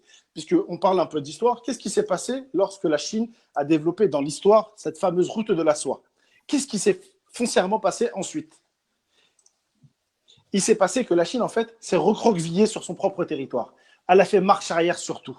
Et en fait, la Chine, c'est pour ça qu'il faut toujours revenir à des indicateurs historiques de la Chine. La Chine, c'est une puissance millénaire. C'est beaucoup plus puissant qu'on ne le croit et c'est beaucoup plus important que les États-Unis. La seule différence, c'est que la Chine, quel est l'élément qui, pour moi, ne cautionne pas le discours de Sofiane? C'est notamment sa population. La population chinoise, c'est 1,3 milliard d'habitants. Quel est le premier risque des Chinois, en réalité? C'est leur propre population. La réalité, elle est celle-ci. Et c'est pour ça qu'il n'y aura pas de confrontation. Là où tu as raison, Sofiane, c'est qu'ils vont s'asseoir à la table des négociations. Par quoi? Parce que les uns et les autres jouent ensemble. Quant à l'axe russo-chinois, bien sûr, Poutine essaye par tout moyen, effectivement, de mener cet axe-là. La difficulté, c'est que même Poutine ne peut pas se passer des Américains. Bien sûr, je ne cautionne pas forcément la politique américaine, mais à un moment donné, il faut arrêter de dire n'importe quoi. Les Chinois, aujourd'hui, essayent de rattraper le leadership sur les Américains. Ils vont y arriver. La vérité, c'est celle-ci. Tu as complètement raison quand tu dis que les grands perdants, ça va être les Européens. La difficulté, c'est que contrairement aux fantasmes des uns et des autres, les Chinois ne voudront jamais aller à la confrontation avec les Américains parce qu'ils savent que, in fine, c'est eux qui perdront tout. Et c'est pour ça que c'est une négociation. Je suis complètement d'accord. Alors après, je ne sais pas, je crois que c'est Christophe qui parlait, ou c'est toi, Sofiane, qui parlait du timing. Le timing, c'est l'élection américaine. Moi, je suis beaucoup plus mesuré que certains sur la réélection de Donald Trump. Tu penses qu'il ne va pas être élu? Non, je n'ai pas dit ça. J'ai dit qu'avant la crise du Covid, ouais. J'étais persuadé. Il était élu. Il était élu. Moi, j'ai passé tout le mois de février aux États-Unis. Je peux te dire qu'il était élu haut la main. La crise du Covid-19 fait qu'en fait, la réalité, c'est qu'en fait, ça change. Son seul avantage à Donald Trump, c'est qu'en fait, il a Joe Biden en face de lui. Et effectivement. Mais est-ce que Farid est au courant de l'Obama Gate? Oui, je suis au courant. Je suis au courant de ce qu'ils ont sorti, ce qu'il a sorti. Je pense que c'est peut-être la chose qui va le faire gagner définitivement. Mais bien sûr. Je suis complètement d'accord avec toi. Tu as vu sur son tweet, il a dit: vous avez enquêté sur moi, il est temps que j'enquête sur vous. Exactement. Et tu sais, en France et en Europe, on prend traditionnellement Trump pour un idiot. Parce que, il faut le dire, parfois, il dit n'importe quoi et parfois, il fait n'importe quoi. Surtout quand il invite les gens à se mettre de l'eau de Javel pour se protéger. Complètement. Je suis complètement d'accord avec toi. Politiquement parlant, il est beaucoup plus subtil qu'on le croit. Et même, il faut le dissocier des multinationales et de l'oligarchie financière qui a dirigé les États-Unis pendant des années. Monsieur Trump, il est dans un projet protectionniste, isolationniste. C'est-à-dire, quand on dit États-Unis, il faut différencier entre l'État profond qui met des bâtons dans les roues de la politique voulue par Donald Trump et la politique de Donald Trump. Il faut dissocier les États-Unis. Maintenant, oui. Je suis complètement d'accord avec toi. Je rajouterai juste une chose, si tu permets, Sofiane, c'est que moi, je parie que cette politique isolationniste, notamment protectionniste, une fois que l'élection sera passée, elle va voler en éclats. Pourquoi ? Parce que la confrontation, effectivement, sur le leadership avec la Chine. Et je pense que les États-Unis vont réinvestir un certain nombre de territoires, notamment l'Afrique. Faut l'anticiper. Moi, Farid, pour moi, M. Trump ne veut pas d'une Amérique omniprésente dans le monde entier. Il l'a bien expliqué durant sa campagne électorale du premier tour, durant le premier mandat. Ils lui ont mis les bâtons dans les roues. Tout le monde a parlé que dans l'impeachment. Et maintenant, on va savoir beaucoup qui était derrière cette falsification des dossiers et l'incarcération même presque de général Flynn et compagnie. Aujourd'hui, Donald Trump, il veut une Amérique forte, mais pas une Amérique omniprésente dans le monde. Et c'est pour cette raison, il est en train de donner des cadeaux, y compris à Israël. Le dernier cadeau que vient de lui offrir, et avec le départ de Pompeo à Tel Aviv, c'est d'accepter l'annexion d'une partie de la Cisjordanie. Et ça, c'est une volonté. Il a donné Jérusalem comme capitale, il n'y a aucun problème. Oui. Il ne peut pas faire mener de guerre à la place des autres. Moi, je te dis, on en reparlera. Du Moyen-Orient et de la politique et de la vision américaine de Donald Trump dans la région du Moyen-Orient. On en parlera après l'élection, une fois qu'il sera réinstallé. Et moi, je parie sur un changement de paradigme de Trump là-dessus. Pourquoi ? Parce que le Made in America, c'est-à-dire le fait de se reconcentrer sur la population américaine, ça n'est que de la politique politicienne. La réalité, c'est celle-ci. Les États-Unis ne peuvent pas se permettre, comme les Chinois, de rester chez eux. Ils sont obligés d'avoir un certain nombre d'actions un peu partout sur la planète. Et c'est pour ça, et surtout face à la menace pour eux de la Chine, du leadership mondial de la Chine, la vérité, c'est qu'ils vont rentrer, ils vont ressortir comme à une certaine époque, et ils vont réinvestir un certain nombre de territoires. Alors, un petit mot, les amis, parce que ça passe vite, très vite même, et que je sais que je dois libérer Sofiane. Il est 18h05 et que Besma Maghrebi arrive dans quelques minutes. Un petit mot sur l'Arabie Saoudite où la situation est extrêmement compliquée, les amis. L'Arabie Saoudite, les habitants en subissent des conséquences. Première rente donc pour l'Arabie Saoudite, c'est le pétrole. Aujourd'hui, il y a une crise mondiale du pétrole. Un cours qui s'est effondré. L'Arabie Saoudite invitée à réduire sa production. Et les habitants aujourd'hui qui sont confrontés, je disais, on a supprimé, je crois, les allocations, on a augmenté les impôts de manière considérable. On cherche une solution pour essayer de parer à tout cela. L'Arabie Saoudite qui est aussi sous pression par Donald Trump. Hein, on se souvient d'un coup de fil passé à MBS. Apparemment, c'était pas très sympa. Hein. Ça s'est passé à base d'insultes. Donc, Farid, quel avenir à court ou moyen terme pour l'Arabie Saoudite ? Est-ce qu'il faut craindre un embrasement ? Alors l'embrasement, s'il a lieu, il est potentiellement sur d'autres éléments.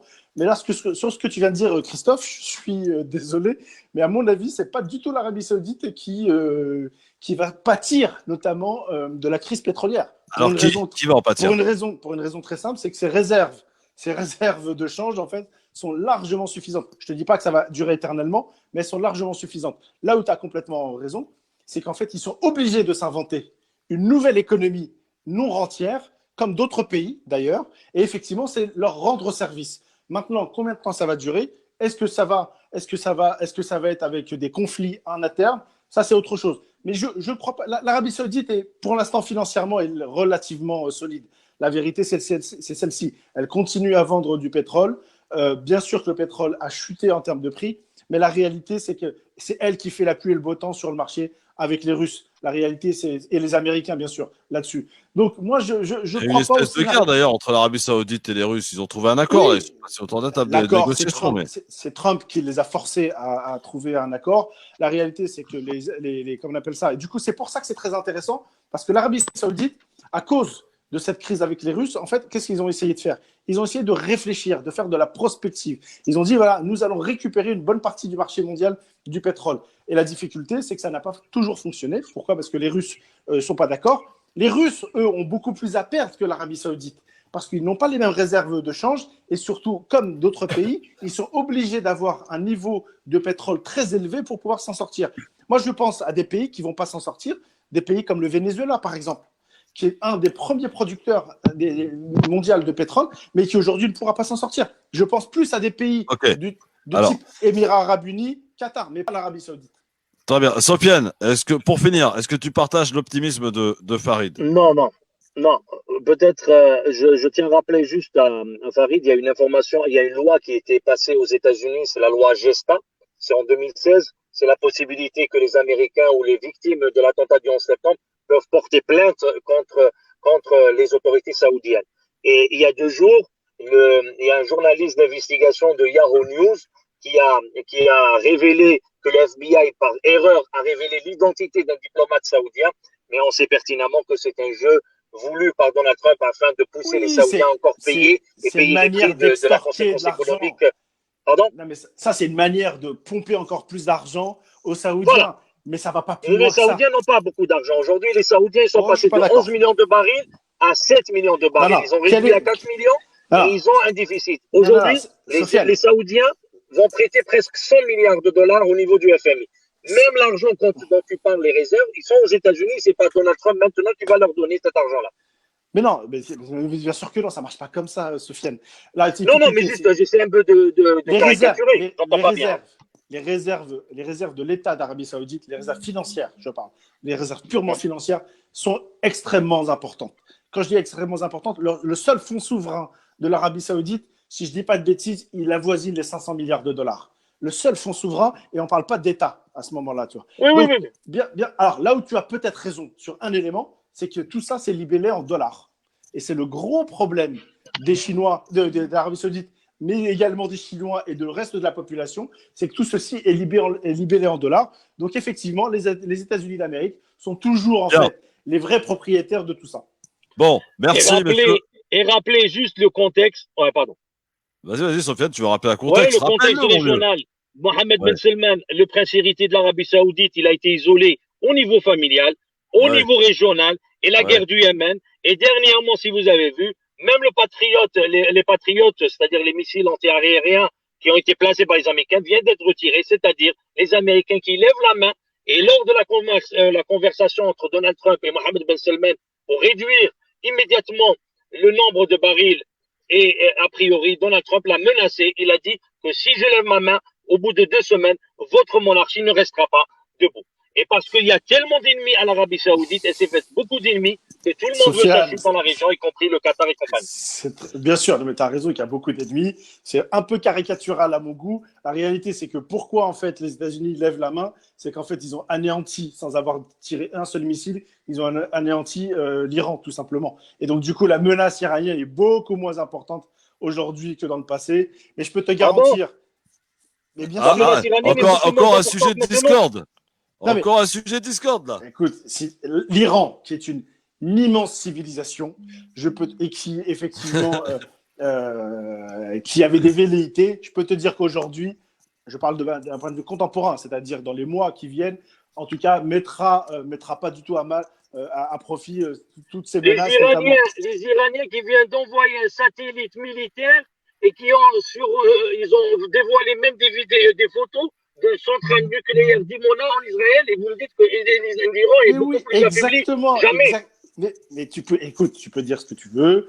Ça s'appelle de la propagande. Ça s'appelle de la propagande ici ou là. On en a parlé notamment tout à l'heure. Tu les as propagandistes. Aujourd'hui, pour les Iraniens, ils ont le Hezbollah qui est à la frontière, qui est plus fort au niveau libanais. Ils sont au Golan, en Syrie, alors qu'ils voulaient créer un Kurdistan afin de mettre des missiles israéliens à l'approche de l'Iran. Aujourd'hui, c'est l'Iran qui est à la frontière israélienne, et c'est pas le contraire. Sofiane, excuse-moi, tu me dis, on parle d'Arabie Saoudite. Tu me dis, les Américains ont retiré un certain nombre de missiles. Non, tu as parlé de l'Iran qui était faible. Non, mais bien sûr, tu as dit précisément que les Américains avaient retiré un certain nombre de missiles patriotes, effectivement, sur le territoire saoudien. Et moi, je t'ai dit, c'est une des raisons à ça, c'est qu'en fait, la menace purement, symboliquement, de l'Iran sur l'Arabie Saoudite, aujourd'hui, elle est moindre. Je ne dis pas qu'elle n'existe pas, elle est moindre. La vérité, c'est quoi? C'est que lorsque le baril de pétrole est complètement à un prix catastrophique, les premières victimes, c'est également les Iraniens. Il ne faut pas se mentir, parce que le peuple... Juste, et je termine. En 2001, à partir des moments, l'invasion et la doctrine néoconservatrice afin d'anéantir l'Iran, ils ont voulu détruire l'Iran. Aujourd'hui, l'Iran est très fortement présent en Irak, très fortement présent en Syrie, très fortement présent au Liban. Alors maintenant, me dire que l'Iran est affaibli après toutes ces années menées par les néoconservateurs, c'est vraiment ne pas voir la réalité en face. Alors, Bon, j'ai voilà. jamais. Eh ben, vous ne voyez pas la réalité en face. Voilà, monsieur Tam Samadi. Ça, c'est pour vous. C'est l'Actari qui vous a glissé une petite pichenette pour faire Exactement. un débat qui a été d'une énorme qualité.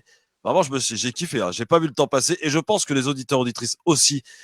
Et on vous invite, messieurs, à redébattre parce qu'il y a vraiment des vrais sujets de divergence. Et l'avantage de ce débat, c'est qu'il y a des vrais arguments qui sont établis et donnés de chaque côté, aussi bien du côté de Farid que de Sofiane.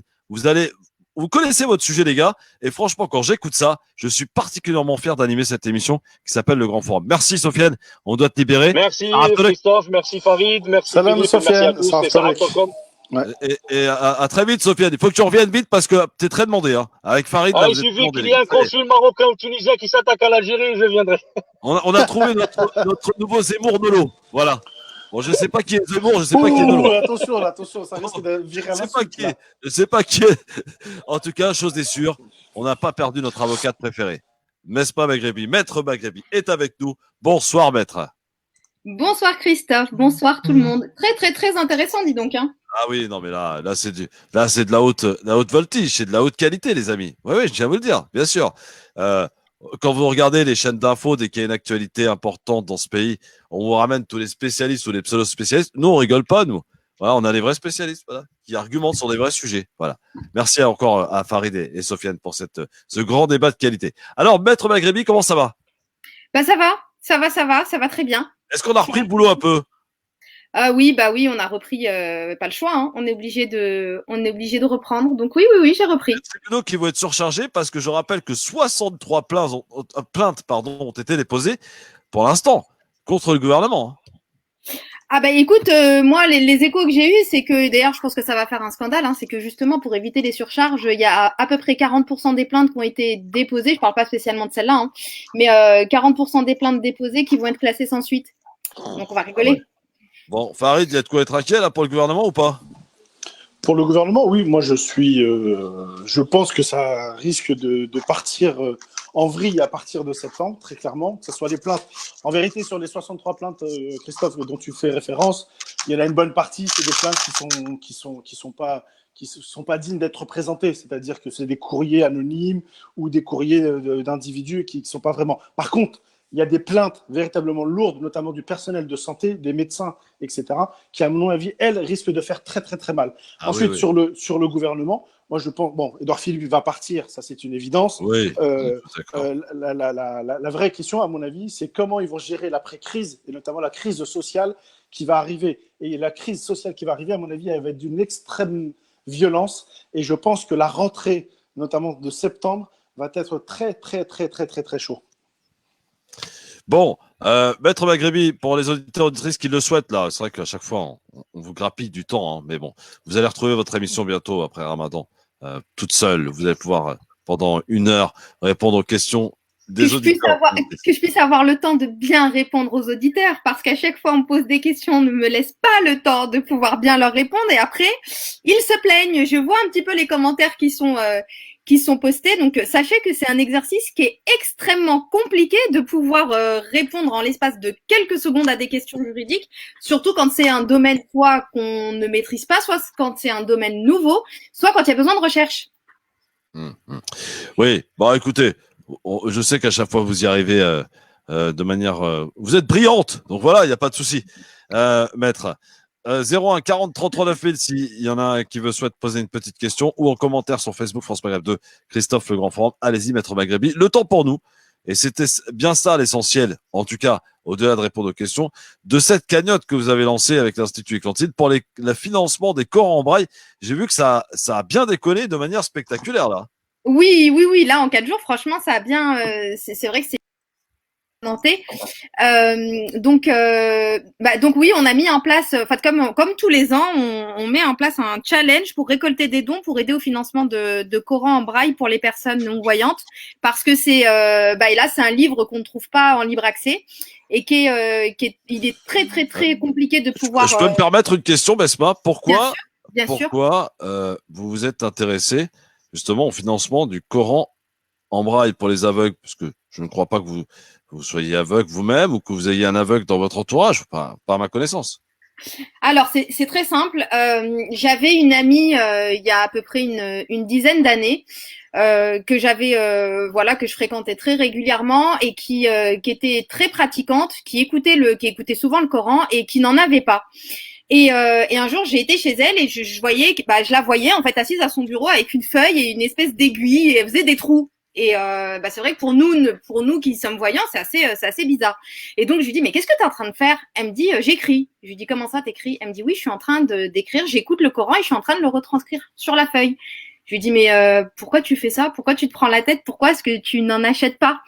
Et là elle me dit et là elle se met à pleurer et elle me dit bah écoute, j'en achète pas tout simplement parce que d'un, j'en trouve pas et que même si je le faisais venir, j'arrivais à le faire venir de l'étranger, et ça coûte tellement cher que moi j'ai pas les moyens de m'en acheter un. Et là, je lui dis, mais pourquoi ça coûte combien? Et donc, à l'époque, c'était 300 € le Coran en braille. C'est un énorme carton de 7 volumes. Et donc, je me suis renseignée un petit peu et je suis tombée complètement par hasard sur des SMS, en fait, qui circulent. D'ailleurs, ça circule toujours jusqu'à maintenant, qui circulent et qui demandent, en fait, aux personnes de s'inscrire sur liste d'attente pour pouvoir offrir un Coran en braille. Ouais. Et donc, je me suis inscrite sur cette liste et 3 ans après, j'ai été contactée par l'un des responsables de l'Institut Paris-Églantine qui m'appelle pour me dire, voilà, vous vous êtes inscrite il y a 3 ans pour avoir un Coran. Est-ce que je peux avoir votre adresse et je viens vous le déposer? J'étais tellement scotchée. Il est venu chez moi, il m'a déposé un énorme carton. Et je lui dis mais vous venez comme ça et vous me le donnez gratuitement, vous me demandez rien? Il me dit non, la seule chose que je vous demanderai c'est la copie de la carte d'invalidité de la personne pour qu'on puisse nous justifier auprès de nos donateurs que le Coran a bien été donné à une personne non voyante. Et franchement, j'ai été tellement bouleversée cet après-midi-là que du coup, j'ai décidé, donc c'était il y a 7-8 ans, j'ai décidé moi aussi tous les ans de faire un challenge, donc de cotiser et d'essayer de récolter un maximum de dons pour aider au financement de Coran en braille. Et là, aujourd'hui, c'est plus 300 € le Coran en braille, c'est à peu près 200 €. Et je me dis que chaque tranche de 200 € qu'on aura récolté, c'est un Coran qui sera offert, sachant qu'il y a plus de 2600 Alors, personnes comment on fait, qui sont sur liste d'attente. C'est la cagnotte Cotise-Up, hein? Oui, c'est ça. Donc, elle s'appelle comment?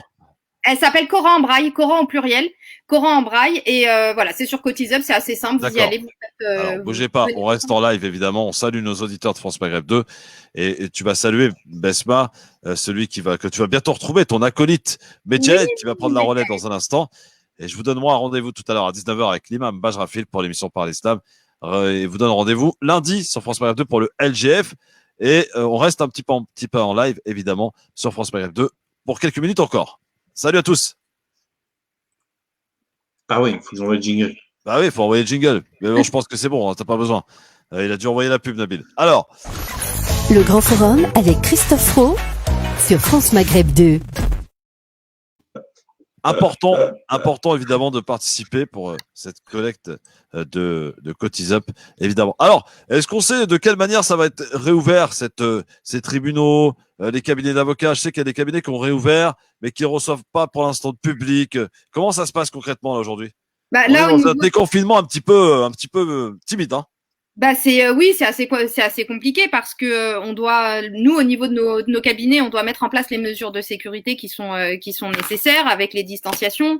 Donc là, c'est vrai que tous les cabinets n'ont pas réouvert. Ça commence petit à petit. Moi, je commence à recevoir des clients à partir de demain, mais voilà, je vais pas pouvoir les recevoir, oui, de façon. Vous travaillez samedi, Maître Maghribi? Oui, je vais essayer de les recevoir. Donc là, il faut faire des heures sup, là, il faut travailler, là. Non, c'est pas ça, c'est que je me dis que le samedi, il y a moins de personnes dans les transports en commun, donc ce sera peut-être plus simple pour elles de se déplacer. Ouais, donc voilà, je préfère leur fixer quelques rendez-vous le samedi et faire en sorte de pas les enchaîner comme on faisait avant. C'est-à-dire que quand on fixe un rendez-vous à 9h, on n'enchaînera pas le suivant à 10h, on va laisser un battement de 15 minutes pour avoir le temps de bien nettoyer, désinfecter et faire en sorte que les clients se croisent pas. Donc c'est vrai que c'est pas évident, mais bon, de toute façon, il n'y a pas le choix, on le fait. Et puis les tribunaux reprennent tout doucement. Donc on a les plannings là qui sont, les calendriers qui sont envoyés un petit peu au compte-gouttes. Donc ça reprend tout doucement, mais on n'est pas encore sur l'activité habituelle, quoi. Ouais, j'imagine. Farid, es-tu là, Farid? Oui, je suis là. Voilà. Effectivement, on voit que ça a du mal à se remettre en place quand même tout cela, hein, cet exercice de déconfinement, que ce soit on parlait des tribunaux avec Besma Maghribi ou des cabinets d'avocats, mais dans l'ensemble de la société, on voit que pour l'instant, s'il y a eu un avantage de tout cela, c'est le télétravail qui a explosé et a priori qui est bien apprécié et un outil bien utilisé et bien avantageux pour certaines entreprises. Oui, complètement. D'ailleurs, c'est marrant parce que les Français étaient toujours très réticents au télétravail. Je parle des Français, les entreprises en tout cas. Et là, finalement, la crise va forcer tout le monde de l'entreprise, en tout cas, à se réinventer, et notamment dans les conditions de travail. Bon, ce qu'il faut quand même rappeler, c'est que ça n'est pas donné à tout le monde. C'est-à-dire tous les métiers ne peuvent pas faire du télétravail. Donc, ça ne concerne pas forcément tout le monde. Ensuite, moi, je voulais une petite précision, puisqu'on a Maître Maghrebi. Les avocats vont faire partie du secteur d'activité qui va payer très cher, justement, la crise par rapport à la diminution des affaires, ou en tout cas la diminution de l'activité judiciaire au sens très large.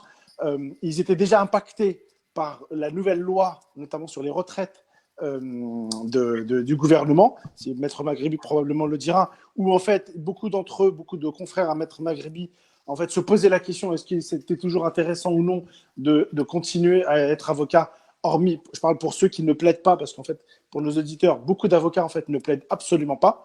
Donc du coup, beaucoup s'interrogeaient en se disant mais en fait peut-être qu'il faudra peut-être basculer dans le conseil, dans le consulting pur et simple. Économiquement, ça sera peut-être plus avantageux. En réalité, ça va s'accélérer parce qu'aujourd'hui, avec la crise, je pense que beaucoup de cabinets d'avocats, malheureusement. Oui, malheureusement. Ne tiendront pas. Ouais, j'imagine, pour ce que vous voulez dire, Farid. Ouais. Tu partages, Besma ? Écoute, là c'est sûr que le projet de loi retraite a énormément impacté l'activité des cabinets d'avocats parce qu'on était en grève depuis le 5 décembre. Donc au moment où on a été obligé de fermer nos cabinets, ça faisait déjà plusieurs semaines qu'on était quasi à l'arrêt. Donc il y a tous les petits cabinets qui de toute façon allaient être impactés par cette réforme et étaient voués à disparaître.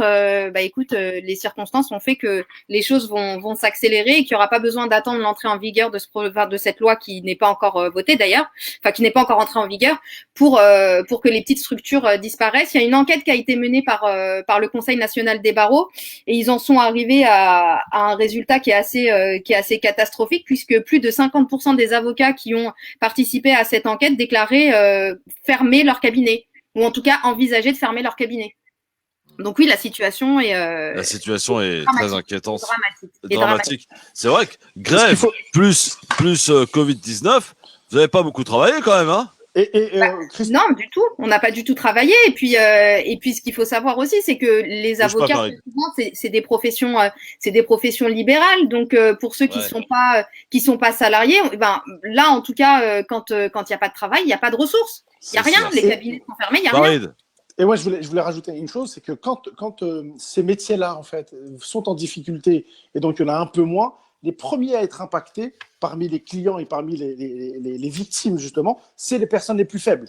C'est notamment les gens qui n'ont pas les moyens, forcément, de faire appel. C'est la justice à deux vitesses qui… Exactement. C'est ce qu'il faut bien comprendre. Qui est mise en place. Et là, nous, c'est ce qu'on a essayé d'expliquer et qu'on dit et qu'on redit à chaque fois quand on avait des clients qui étaient pas contents qu'on fasse des demandes de renvoi ou qu'on n'aille pas plaider les dossiers, ce qu'on leur disait, c'est que les premiers impactés, c'est vous quand vous avez besoin d'un avocat à l'aide juridictionnelle. Mais où demain, un avocat pourra prendre un dossier à l'aide juridictionnelle où il va être payé 200 €, sur lesquels il va devoir payer la TVA, sur laquelle il va devoir payer 50% de charges pour bosser le dossier pendant 2-3 ans. Mais c'est juste impossible. Ne serait-ce qu'aller passer une journée au tribunal, je sais pas, moi, un exemple, au tribunal de police pour se voir faire un virement de 80 €, mais quel est l'avocat qui va accepter de faire ça quand derrière il a plus de 2000 ou 3000 € de charges à payer?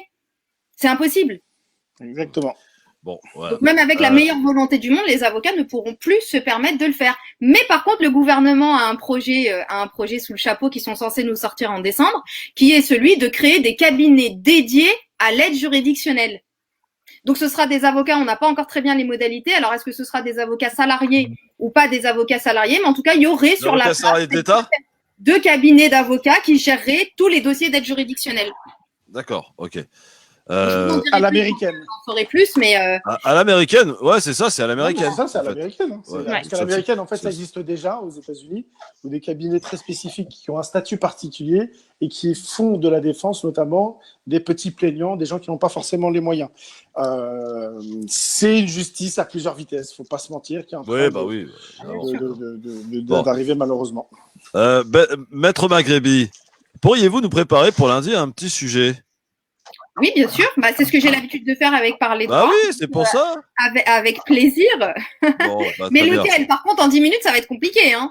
Non, mais vous allez faire un petit sujet rapide et puis on Il y verra avait, si il y avait une question pour Maître Maghrebi. Hein. Ah bon? Ah bah, Oui, faut oui, le dire, j'ai mon vu- Philippe. En fait, j'ai vu une question passer, mais je pourrais pas Alors, répondre à cette question parce que j'ai besoin de faire des recherches et j'ai pas envie de l'induire en erreur. Alors, donc, c'est pour ça que je l'ai pas Est-ce relevé. que tu peux noter la question et on lui répond à. Est-ce qu'on lui lundi? répond Ah bah, lundi alors, Oui. Maître Maghrebi? Bien sûr. Oui, Voilà, sans voilà, problème. très bien. Alors, c'est quoi la question? Puisque tu travailles jour de Shabbat et jour de Seigneur, alors allons-y, hein, yallah. Hein. Ouais, bah oui, je suis obligée. Hein. C'était quoi la question? La question, c'est bonjour maître, l'article L113-4 du Code des assurances stipule que l'assuré Déjà, il a stipule droit pas, il en dispose. bah, je sais pas, moi. Non, mais il a écrit stipule, mais c'est juste pour corriger. On ne dit pas Ok, que. alors, en cas de diminution du risque, à une diminution du montant de la prime, si l'assureur n'y consent pas, l'assuré peut dénoncer le contrat. La résiliation prenant effet 30 jours après la dénonciation J'ai rien dans le compris. cas du véhicule à usage privé. Pouvons-nous demander à notre assureur, en gros, si pour une raison X ou Y, tu considères qu'il y a moins de risques, bah, tu vois, ton véhicule, il sort pas, bah, du fait du confinement, par exemple, il y en a, pendant 2 mois, leur véhicule n'a pas bougé. Donc, moins de risque d'accident, donc tu payes moins de cotisations. Hmm. Tu vois, en soi, là, pendant 2 mois, c'est les assurances qui sont gavées. Les garagistes ont pleuré. Les experts, ils ont pleuré aussi, mais les assurances, ils ont pourvu que le confinement il dure un petit peu plus longtemps. Et donc, du coup, si Donc, l'assurance... Vespa répondra lundi à cette question. Lundi. Voilà. Lundi, vous y pensez, Maître Maghrebi? Attention, hein. Oui, bien sûr. Bon. Et je précise que le gouvernement n'a pas voulu, pour l'instant, mettre de côté sa loi dissimulant l'interdiction de dissimuler son visage. Hein. Non, Donc, pour bah non. l'instant, non. Ah ouais. Non, c'est tout. Non, mais ça pose un problème, cette histoire. Je suis désolé. Hein. À situation exceptionnelle, décision exceptionnelle, je vous l'accorde.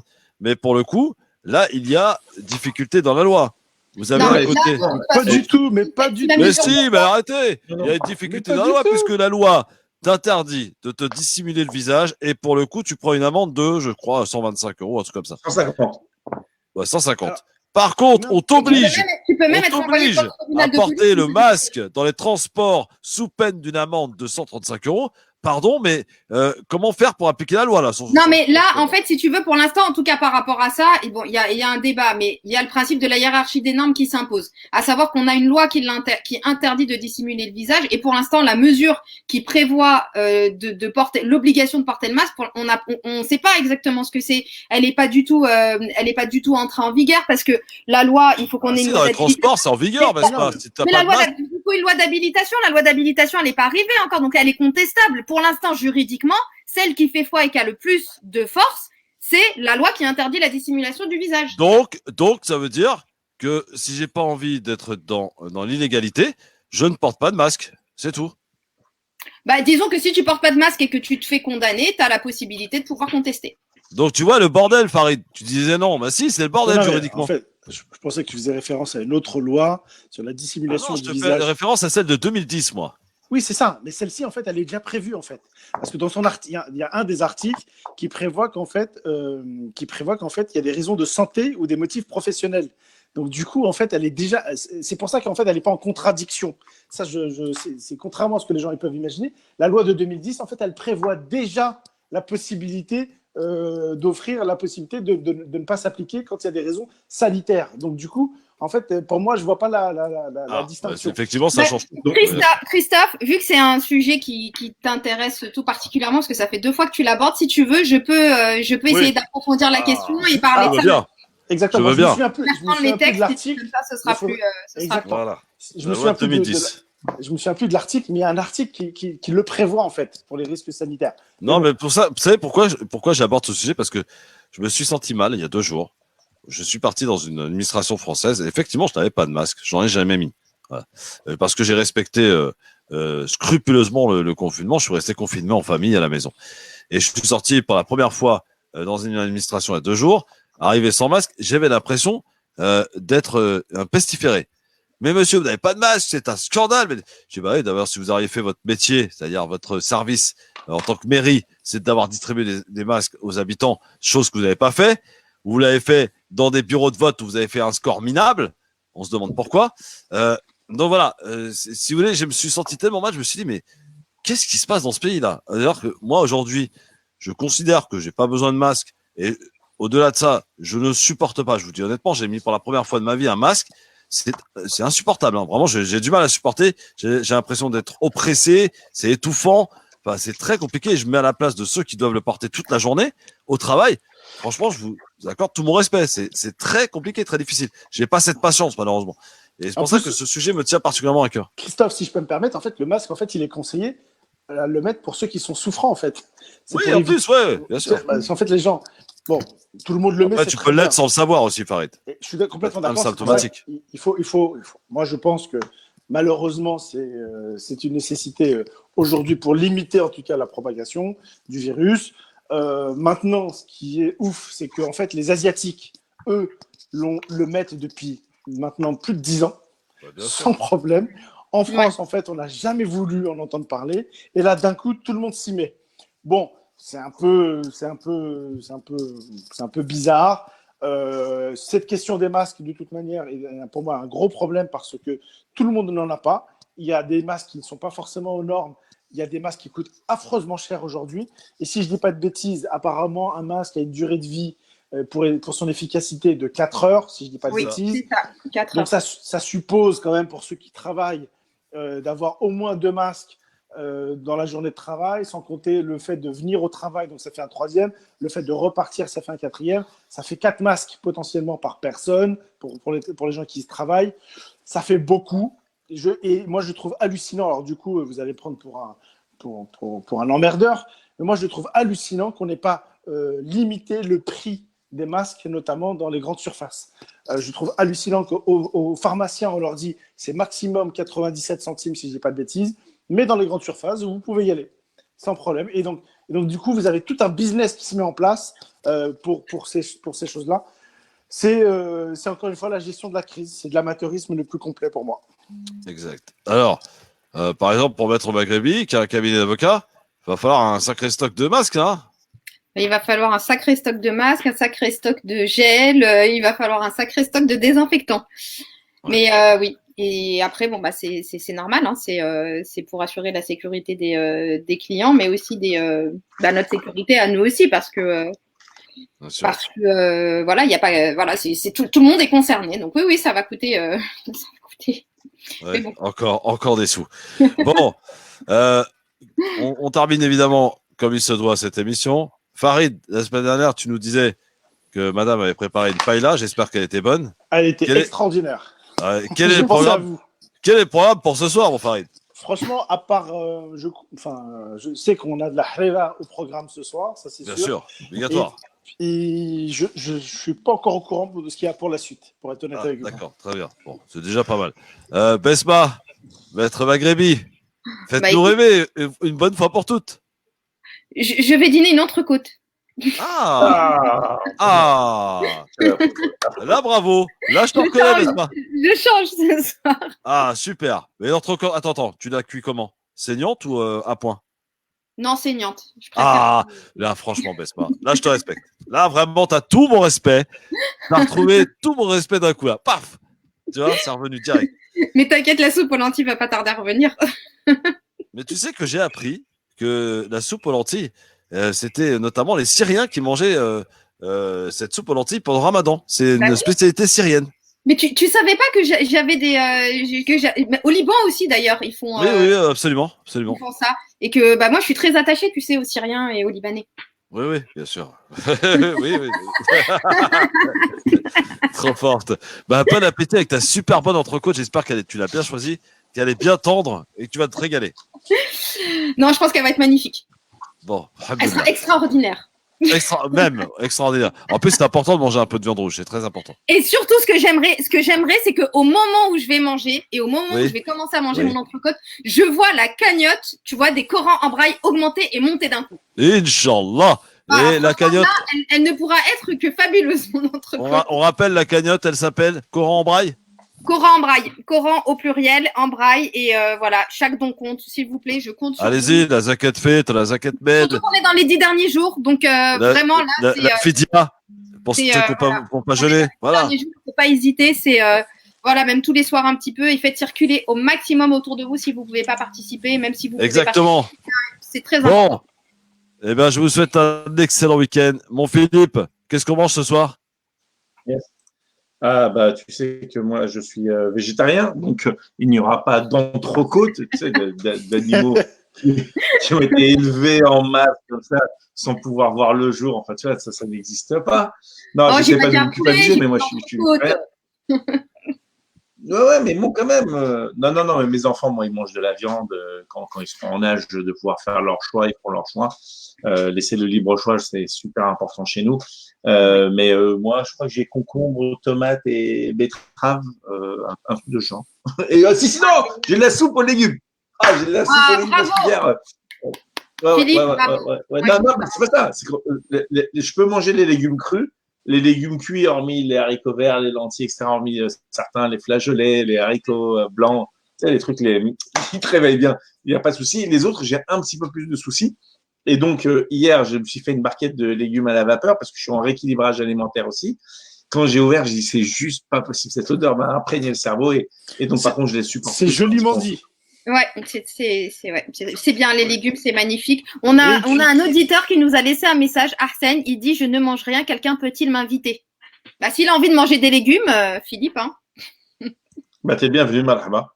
Non, ou même si t'es pas loin d'Orly, écoute, t'es le bienvenu à la maison. Mais chez nous, on gêne pas. C'est à emporter. Il a dit même si c'est à emporter. Comme ça, c'est emporté. Tu crois que j'étais malade ou quoi? Je crois que t'es dans un drive. Il a dit, je mange rien, quelqu'un peut-il m'inviter même si c'est à emporter? Ça va. C'est quoi? C'est quelqu'un qui a des difficultés? C'est quoi?